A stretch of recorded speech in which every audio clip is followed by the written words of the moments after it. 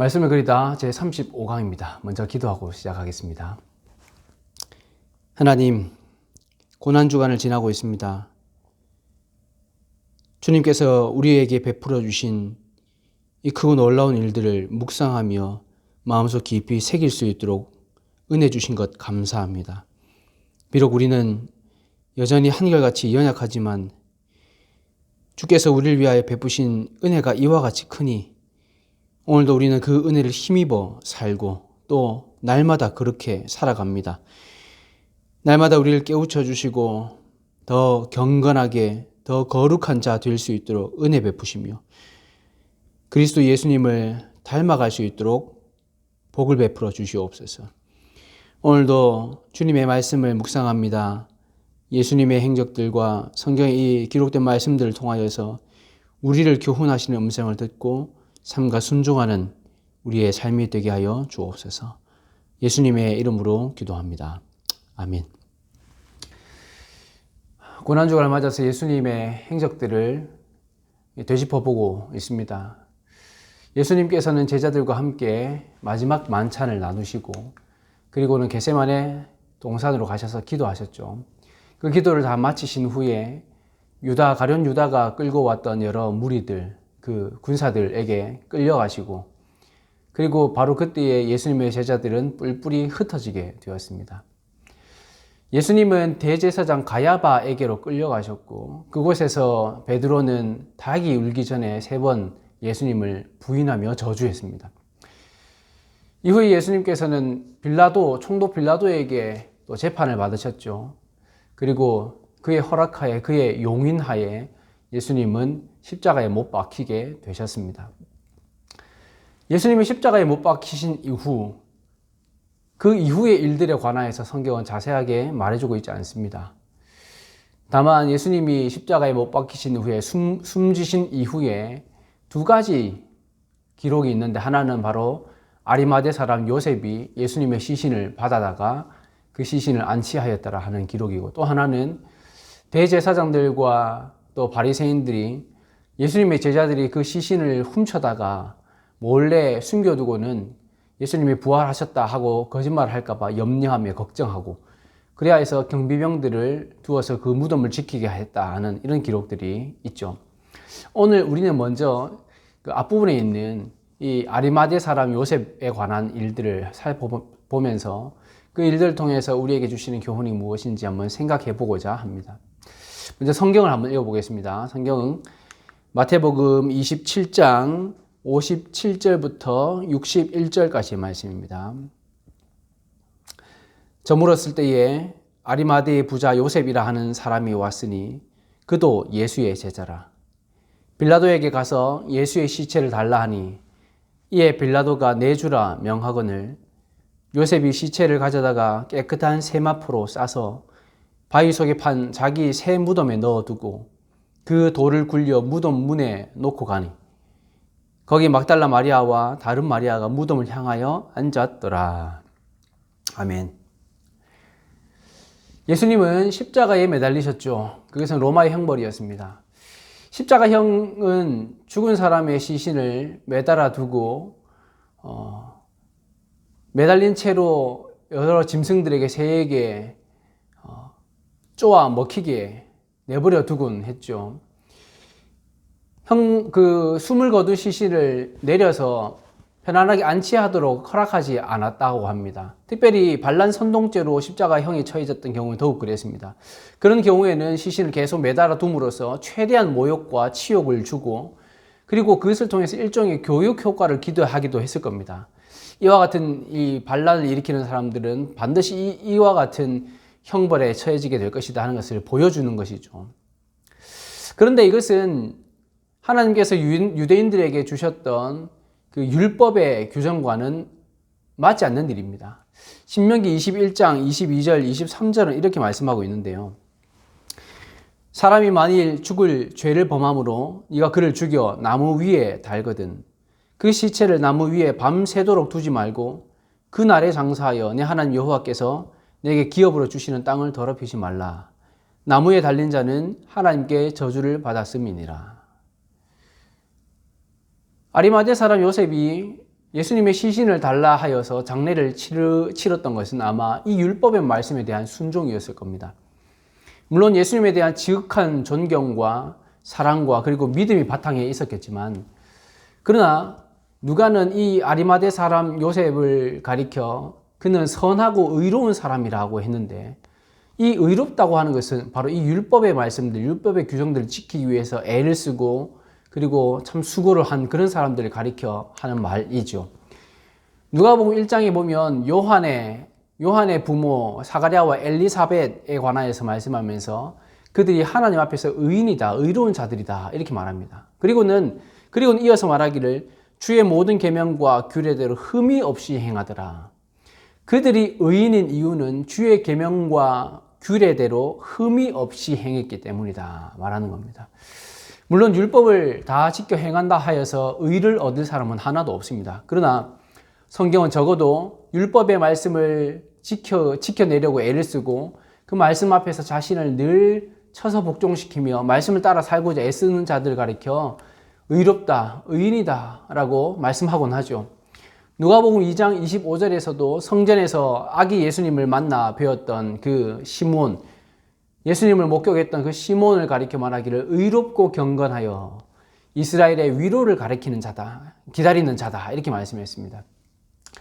그보다 앞서 성경은 예수님의 부친 요셉을 가리켜도 말씀하기를 그의 남편 요셉은 의로운 사람이라 그를 드러내지 아니하고 가만히 끊고자 하여 이 일을 생각했다 이렇게 말씀하죠. 요셉의 경우에 이 예수님의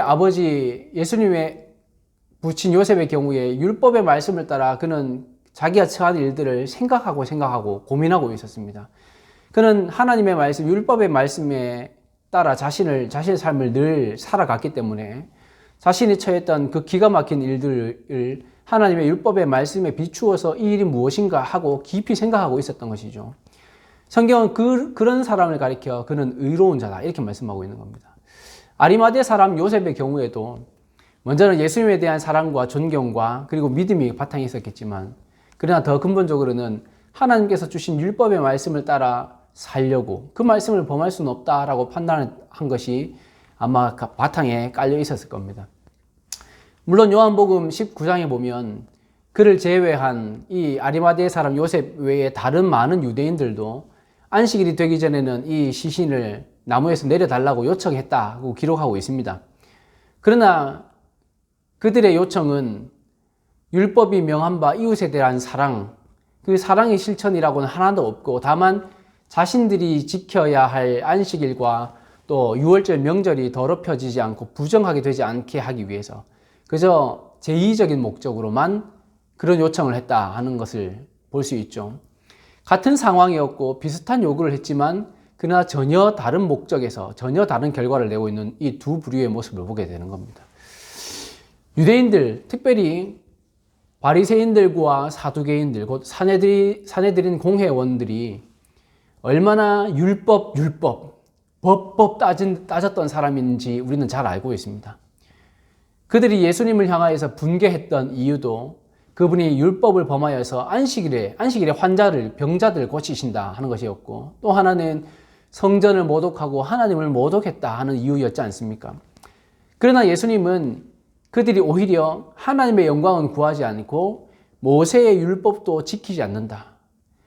법 따지지만 그러나 하나님의 말씀은 도저히 지키지 않는 사람들이다 라고 말하고 있다는 겁니다.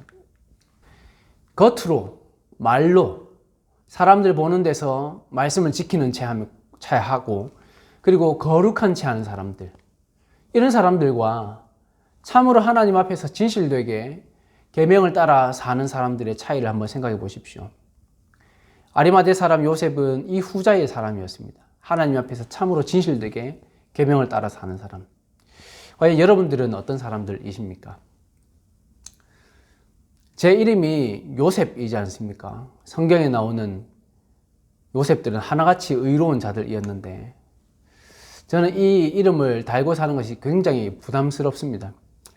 야곱의 11번째 아들은 내가 하나님 앞에서 어떻게 범죄하겠느냐 하면서 그 죄의 현장에서 뛰쳐나갔던 사람이고, 예수님의 부친 요셉이나 아리마대 요셉 이 두 사람은 공통적으로 하나님 앞에서 의로운 사람이라 이렇게 평가받는 사람들이었죠.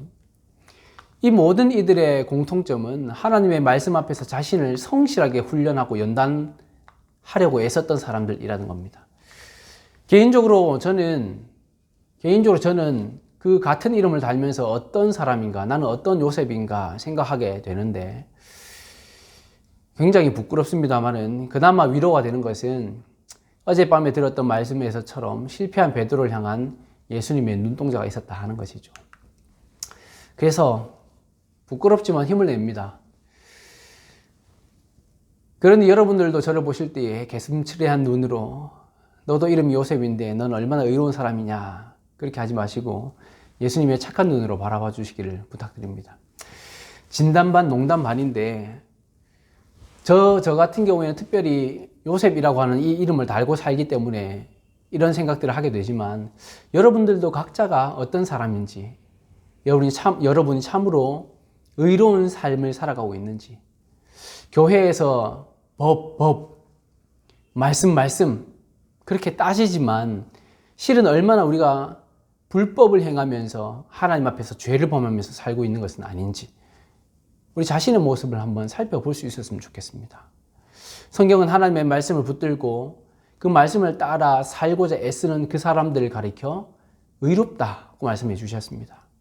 그리고 우리도 역시 그 의로운 신앙의 선배들의 본을 따라서 우리도 그와 같이 하나님 앞에서 살아가야 할 마땅한 이유가 있는 겁니다.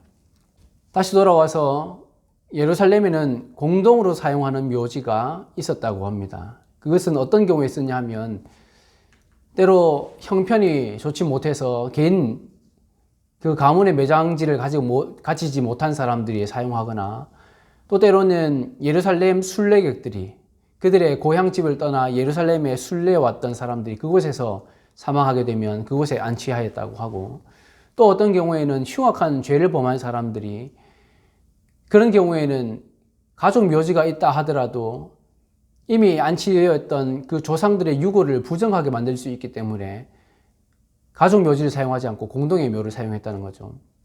바로 이런 경우에 사용하는 묘를 위해서 그 묘지를 준비하는 그리고 마련해 주는 일은 굉장히 큰 선행으로 여겨졌습니다. 참고로 마태복음 27장 7절에서도 유다가 목매어 죽은 후에 그가 도로 던지고 간 그 은 30으로 나그네의 묘지를 삼았다고 하죠. 토기장이의 밭을 사서 나그네의 묘지를 삼았다 말씀합니다. 이것이 바로 나그네를 위한 공동의 매장지를 가리키는 경우입니다. 그러나 아리마대 사람 요셉은 그와 같이 공동의 매장지가 아니라 자신이 그가 직접 새롭게 판 새 무덤을 예수님을 위하여 내어드렸다. 성경은 말씀하고 있죠. 바위 무덤은 부자들이 갖는 아주 비싼 무덤이었습니다. 바위를 깎고 또 그 묘지를 만드는 행위는 굉장히 큰 수고가 필요했고 그리고 그만큼 넓은 공간이 필요했기 때문이죠. 개인의 무덤보다는 가족 단위가 사용하는 이 크고 튼튼한 무덤, 바위에 판 무덤. 일반적으로는 무덤 안에 여러 개의 공간들이 있어서 때로는 수십 구의 시신을 한꺼번에 안치할 만큼의 공간이 있었다고도 전해집니다.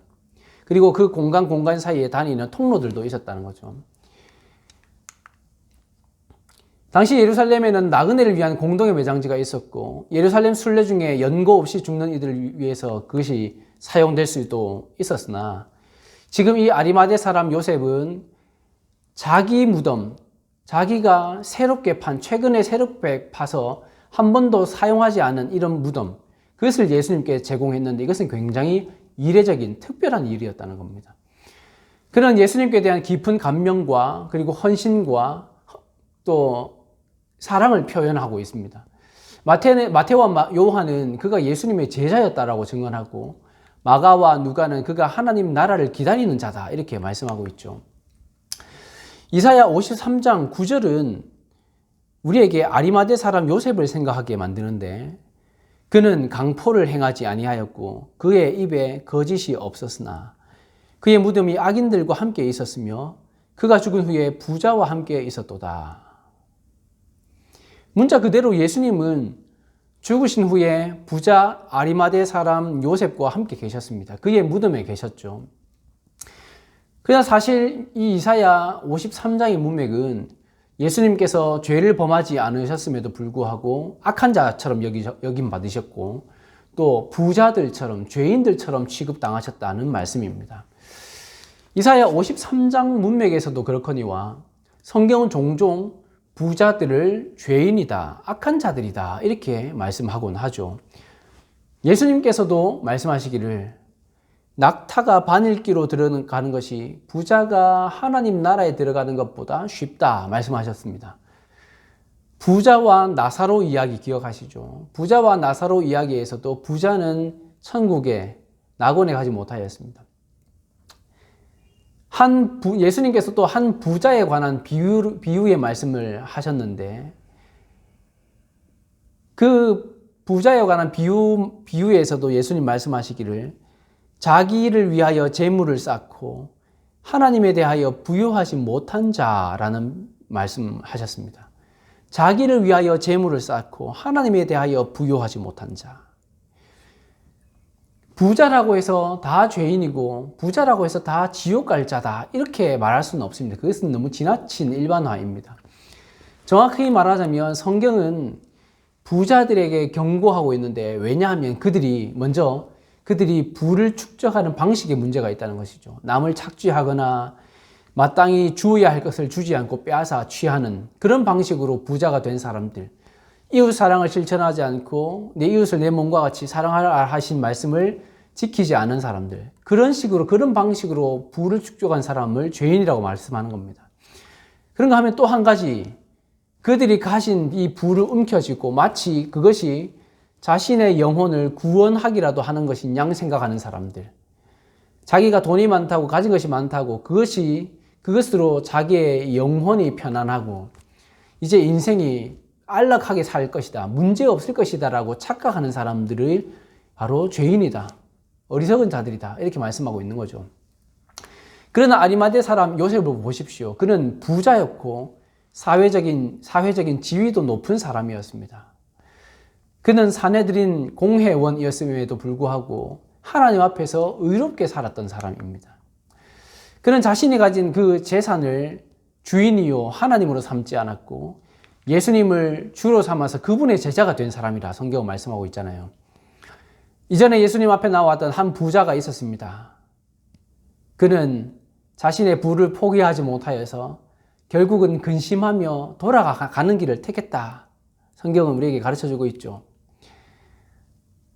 자기가 가진 그 부를 포기하지 못하고 예수님의 제자가 되는 길이냐, 자신의 부를 움켜쥐는 길이냐, 이 갈림길에 서서 자신의 부를 움켜쥐는 길을 선택했다는 겁니다. 그러나 이 사람, 아리마대 사람 요셉은 달랐습니다. 그는 예수님의 제자가 되는 길을 택한 사람입니다. 여러분, 참으로 예수님의 제자이십니까? 말로만 제자가 아니라 참으로 예수님을 따르는 사람들이시고 그런 삶을 살고 계십니까? 예수님이 잡히시고 희롱당하시고 십자가에 달리실 때에 예수님의 12제자들, 예수님을 늘 따라다녔던 최측근에 있었던 그 12명의 제자들은 어디에 있었습니까? 그들은 겟세마네 동산에서 예수님께서 잡히실 때에 이미 다 도망쳤더라 성경은 말씀하고 있죠. 베드로는 멀찍이 서서 예수님을 바라보고 있었으나 3번이나 부인하고 저주하고는 뛰쳐나가 버렸습니다. 그러나 복음서는 마지막까지 예수님 곁에 남아 있었던 이들이 있었다고 말씀하는데 바로 여인들이 그 예수님의 곁에 있었고 그리고 이 사람 아리마대 요셉이 예수님의 마지막까지 그 곁에 있으면서 참 예수님의 제자였다 이렇게 우리에게 증언하고 있는 것 같습니다. 그가 부자였으나 예수님의 제자가 되었다는 점에서 우리의 물질이 어디를 향하고 있는지 한번 생각해 보면 좋겠습니다. 사람들마다 물질을 사용하는 기준이 다 다릅니다. 누가 돈 얼마를 주고 뭐를 샀단다 이렇게 이야기를 들으면 어떤 때는 그거 뭐라고 그 비싼 돈을 주고 그걸 샀느냐 하고 그렇게 생각하는 경우들이 있죠. 사람들마다 다 가치의 기준이 다릅니다. 누구나 자기가 소중히 여기는 것, 그만한 가치가 있다고 여기는 것은 많은 돈을 들여서 사기도 하고 얻는 겁니다. 그러나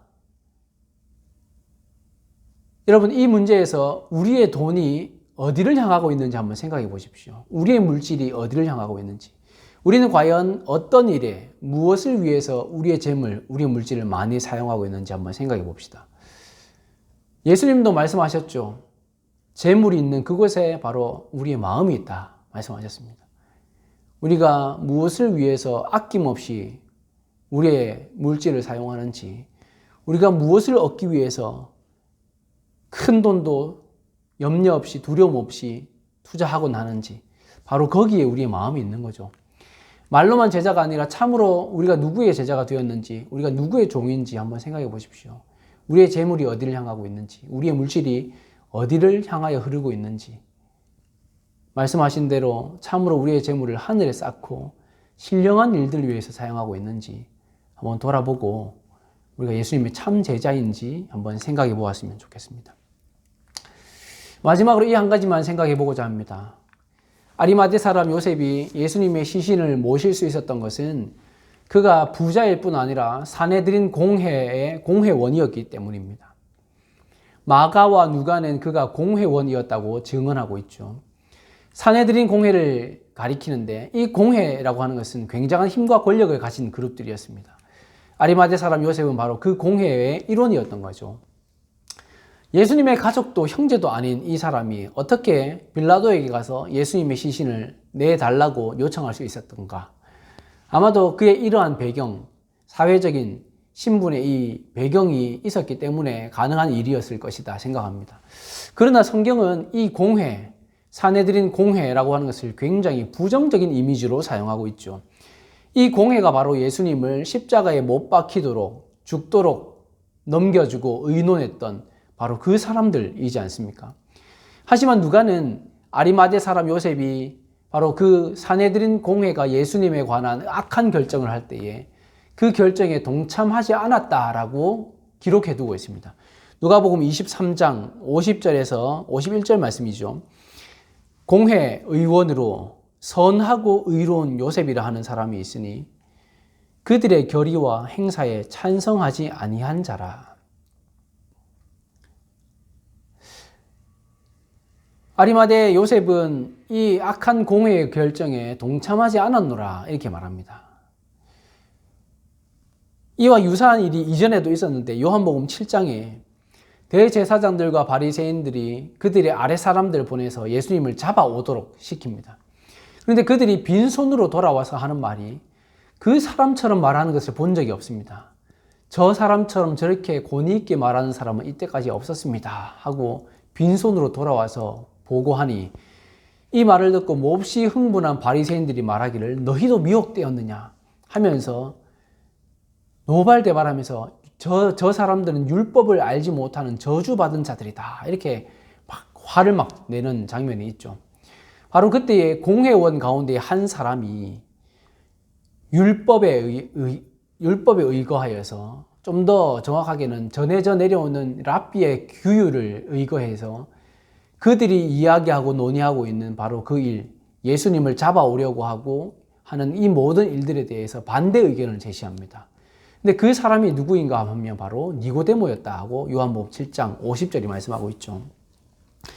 니고데모로 말하자면 요한복음 3장에서 밤에 예수님을 찾아왔던 그 사람이지 않습니까?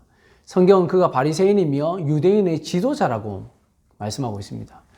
요한복음 19장에 의하면 이 니고데모가 예수님의 시신을 안장할 때, 이 아리마대 사람이 예수님의 시신을 안장할 때 이 니고데모가 모략과 침향을 섞은 향품을 가지고 왔다 이렇게 이야기합니다. 공회원이었던 아리마대 사람 요셉, 그리고 역시 공회원이었던 니고데모, 이 두 사람이 예수님의 시신을 안치하고 그 몸에 향품 바르는 일에 봉사하고 섬겼다 하는 것이죠. 공회원으로서 몹시 흥분하여 예수를 신성 모독죄로 고발하려고 막 길길이 날뛰는 그 사람들 사이에서 그렇지 않습니다. 그것은 잘못된 일입니다. 이것은 전해져 내려오는 규율에 의하면 그것은 잘못된 일입니다 라고 소신 있게 발언하는 것, 과연 쉬운 일이었겠습니까? 결코 그렇지 않습니다. 산헤드린 공회원들이 어떤 사람들입니까? 그들은 로마의 총독 빌라도조차도 그들이 막 소리를 질러서 막 윽박질러서 그들이 원하는 대로 판결하도록 만들어냈던 사람들이지 않습니까? 빌라도는 예수님을 재판하면서 심정적으로는 그분이 무죄하다는 것을 알았습니다. 그는 유대인의 공회가 예수님을 시기하여 재판에 넘긴 것을 알고 있었습니다. 그들의 그 기소가 불법이라고 하는 것을 알고 있었던 거죠. 그러나 결국 그가 자기의 마음대로 자기가 결정한 대로 소신 있게 판결하지 못한 이유가 무엇입니까? 바로 산헤드린 공회를 중심으로 한 유대인들의 길길이 날뛰는 그 소요 때문이었죠. 그들은 결국 총독 빌라도조차도 쥐고 흔들어서 자신의 뜻대로 하려고 하는 사람들이었습니다. 자신이 원하는 대로 일이 이루어지지 않으면 난리를 쳐서 결국 그들이 원하는 대로 만들어내려고 하는 사람들이었다는 거예요. 바로 이 산헤드린 공회원들이 그들 가운데 몇몇 소수의 반대 의견을 내는 사람들을 향해서 어떻게 대했을까요? 고운 시선으로 그저 그냥 너그럽게 대해 주었을까요? 그렇지 않았을 겁니다. 실제로 요한복음 7장에서 아까 말씀드렸던 그 요한복음 7장에서 니고데모가 소신 있게 그렇지 않습니다. 전해져 내려오는 규율에 의하면 우리가 그렇게 해서는 안 되는 겁니다. 라고 말할 때에 나머지 산헤드린 공회원들이 뭐라고 말하느냐 하면 너도 갈릴리에서 왔느냐 하면서 얼마나 몰아붙였는지 모릅니다. 요한도 아리마대 사람 요셉이 예수님의 제자였으나 그가 유대인들을 두려워해서 그것을 숨겼더라 이렇게 기록하고 있지 않습니까? 분명히 그들 가운데서 자신의 소신을 말하는 것은 쉽지 않은 일이었을 겁니다. 그러나 바로 이 두 사람의 모습을 통해서 참으로 예수님을 따르는 자들이 이 위협을 무릅쓰고서라도 참된 것은 참되다고 하고 아닌 것은 아니라고 하는 용기가 있어야 한다는 사실을 배우게 됩니다. 물론 중요하지도 않은 일에 자기 주장을 굽히지 않고 괜한 분란을 일으키라는 말이 아니죠. 진리가 아닌 문제에 대해서는 때로는 입을 다물 필요가 있습니다. 괜한 분란을 일으킬 사안에 대해서는 소위 할만하안이라고 하는데요. 할 말은 많지만 하지 않는다. 요즘 젊은 사람들이 하는 표현이죠. 그러나 진리에 관한 문제, 결코 물러설 수 없는 문제에 대해서는 단호히 아니라고 말해야 되고 그에 대한 불이익과 다툼과 심지어는 관계가 깨어지는 것까지 감수할 수 있어야 할 겁니다.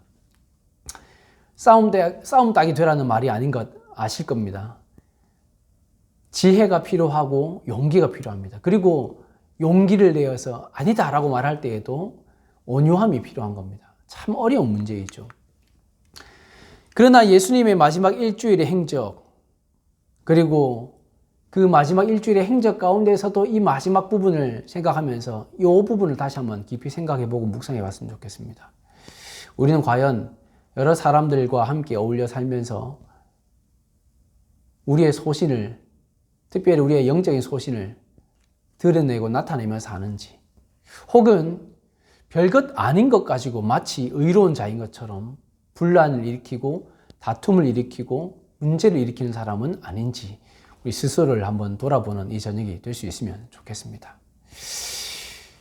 오늘은 여기까지 하고 내일은 부활주일입니다. 무덤을 찾았던 여인들의 그 마음을 기억하면서 우리도 그들처럼 사랑하는 마음으로 부활절을 준비하면서 이 부활의 아침을 맞았으면 좋겠습니다. 매주일이 꼭 그래야 하겠지만 그러나 특별히 내일은 부활절이니까 부활주일이니까 더욱 기쁨이 넘치는 날이었으면 좋겠습니다. 예수님의 부활이 우리의 부활이라는 사실, 예수님의 부활 덕분에 우리가 영생을 얻어 지금 이렇게 살고 있다는 사실들을 고백하며 나누는 주일이 될 수 있기를 바랍니다. 몇 차례 안내드린 대로 내일부터는 제한적으로나마 현장 예배와 영상 예배를 겸하여 드리게 됩니다. 현장에 오기가 아직 마음에 거리끼거나 혹은 몸이 불편하신 분들은 11시 영상 예배에 동참하시기를 부탁드립니다.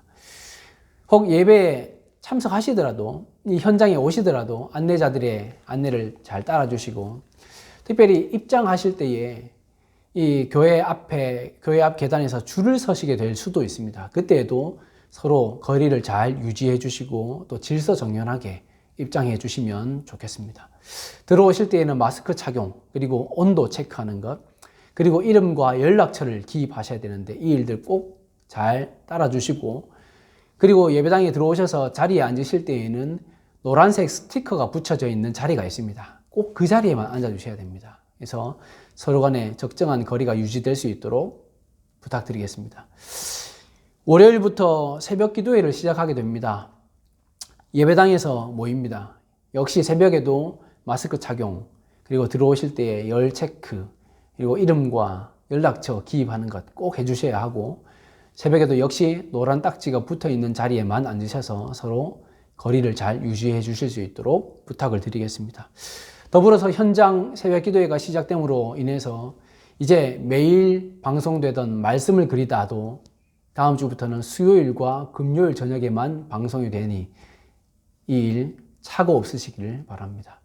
모두 건강하시고 그리고 복된 주일을 맞이하실 수 있기를 바랍니다. 감사합니다.